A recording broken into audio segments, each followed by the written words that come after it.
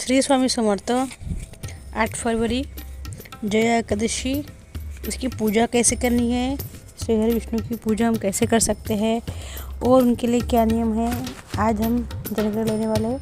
तो आप सबको जया एकादशी की हार्दिक शुभकामनाएं। जया एकादशी के दिन हम सबको जमीन पे सोना होता है। पहले जब हम एकादशी करते हैं तो दशमी से शुरुआत करने पर दशमी को आपको एक समय भोजन करना पड़ता है। जब आप सुबह उठते हैं तो आपको दातन करना होता है। आप ब्रश नहीं कर सकते हैं, ब्रश से टूथपेस्ट से ब्रश नहीं करके दांत साफ नहीं कर सकते। आप दातन से दांत साफ करते हैं, किसको कहते हैं, दातन करते हैं कहते हैं। जैसे कि नीम की लकड़ी हो या बबूल की लकड़ी हो, इसे कर सकते। उसके बाद नहाने के समय में आपको साबुन नहीं लगाना है। तो नहाना कैसा है, नहाना है आपको तिल लेना है सफ़ेद, और पीली मिट्टी जिसको बोलते हैं, पीली मिट्टी बोलते हैं, मुल्तानी मिट्टी को लेना है। सफ़ेद पत्थर पीसना है बारीक अच्छे से, उसमें सफ़ेद तिल लेना है और मिट्टी लेनी है। मिट्टी मिलकर अच्छा पेस्ट वाला तेल को लगा कर स्नान करना है। उसके बाद आपको क्या करना है, उसके बाद आपको बाल आप धो सकते हैं, अगर आप कैसे खाली पानी कर लीजिए। और उसके बाद अगर आपके आस पास गंगा कोई नदी है तो आप जा सकते हैं, नहीं लगे घर में जाएगा। उसके बाद आपको फिर विष्णु को क्या करना है, आप धुले हुए वस्त्र पहन लीजिए। नहाने के बाद कभी भी धुले वस्त्र अगर आप नहीं पहनेंगे तो आपको आप नहाए नहीं, जैसे आप नहाते हैं तो उसका मतलब होता है धुले हुए वस्त्र पहने। अगर आप पुराने वस्त्र पहनते हैं बिन धुले तो उसको नहाने का कुछ फ़ायदा नहीं है। आप नहीं नहाए ऐसे ही माना जाएगा। गंगा जल लीजिए, तिल लीजिए थोड़े, उसको पेस्ट बनाइए, नहीं तो आप ऐसे तिल डाल सकते हैं। गंगा जल लीजिए और गुलाब जल लीजिए, उन दोनों को मिक्स करके तीनों को श्री विष्णु के प्रतिमा का आप अच्छे से स्नान कीजिए। उसके बाद हल्दी लीजिए, बेसन लीजिए, भगवान श्री का अच्छे से घस के स्नान कीजिए। अगर मूर्ति होंगी तो अच्छी चमक जाएगी। हम खा नहीं सकते हैं चना का आटा, लेकिन श्री विष्णु को नहला सकते हैं। पीले फूल, तुलसी या वैजयंती की माला को श्री हरि विष्णु के श्रृंगार कीजिए और आप उनको वैजयंती माला पहना है। ज्योति चौपड़ का आप दान कर सकते हैं। तिल का पानी, देखिए तिल के पानी से आप भी स्नान कर सकते हैं, श्री विष्णु को भी नहा सकते हैं। तिल के पानी, तिल का महत्व ज़्यादा माना गया है। माघ मास में तिल का दान भी किया जाता है। सरसों के पीले फूल से श्री विष्णु का पूजन होता है।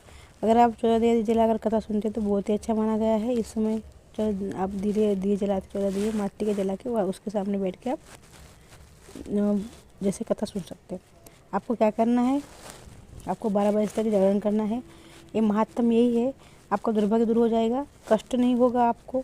और अगर आपको ऐसा है परस्त्री पुरुष या परस्त्री गमन में अगर आप पड़ गए, जकड़ गए हैं तो ये आपका जो कष्ट दूर हो जाएगा। ऐसे तो ये व्रत करने से आप में जो विकार खत्म हो जाते हैं। आपको ब्रह्महत्या पाप लग गया है वो भी समाप्त हो जाएगा। पुरखे आपके नरक में है तो स्वर्ग में जाएंगे। उसी से अगर आप पिशाच चोरी में कोई पड़े होंगे आपके पुरखे तो निकल जाएंगे, आप कभी पिशाच चोरी में नहीं जाएंगे। पर पुरुष स्त्री से छुटकारा मिलेगा, पर पुरुष से भी छुटकारा मिलेगा। अगर कोई फंस गया तो इसी कैसे करने से इतना बड़ा हमको फल मिलता है। इंद्र ने भी श्री हरि विष्णु की बात सुन के जया का व्रत किया था और अग्निष्टोम यज्ञ का फल हमको मिलता है। 1000 गऊ का दान करने का फल हमको मिलता है। मैंने आपको बेसिक नियम हर बार बताती हूँ, इस बार बता रही हूँ। बेसिक नियम क्या होता है, ब्रह्मचर्य का पालन कीजिए, लहसुन प्याज ना खाइए, शराब मांस मच्छी ना खाइए, जमीन पर सोइए, ब्रह्मचर्य का पालन कीजिए। उसके बाद इस दिन चावल नहीं खाए जाते हैं और ये व्रत 3 दिन का होता है। दशमी को अक्सर भोजन कीजिए, दशमी को भोजन ही नहीं करते, हम फलाहार दूध पीते हैं, तो दशमी को अक्सर भोजन कीजिए इस तरह से। और जब आप दशमी भोजन करते हैं उसको आप पहले जो अन्न आप खाते वो अन्न ब्राह्मण को या गाय को या किसी के हाथ से निकाल कर रख दीजिए बाजू में। जब आपको ब्राह्मण गौ माता कोई देखे उनको दान कर दीजिए। ये सब नियम है। इस प्रकार से अगर आप ऐसे करते हैं तो आप लिख के लीजिए। मेरे ये तो मैं नहीं कहती, ग्रंथ कहते, फिर भी आप लिख के लीजिए। आपका कौन सा भी कर्ज हो, कष्ट हो, कुछ भी हो, अगर आपके जीवन में हो, अगर आप संकल्प करते हैं तो आपको अवश्य ही मिलेगा। ये मेरा श्री हरि विष्णु के प्रति मेरा खुद का एक दावा है और मैंने जो किया उनको वही बताती हूँ। भगवान हमको सब कुछ देते हैं लेकिन हम उनका ठीक से करते नहीं है। पहले तो विश्वास नहीं करते। आपको पता है मैनिफेस्टिंग पावर जो होता है वही होता है विश्वास, और हमको करने की दृढ़ इच्छा और संकल्प जरूर कीजिए। आपका सभी भला होगा, अच्छा होगा।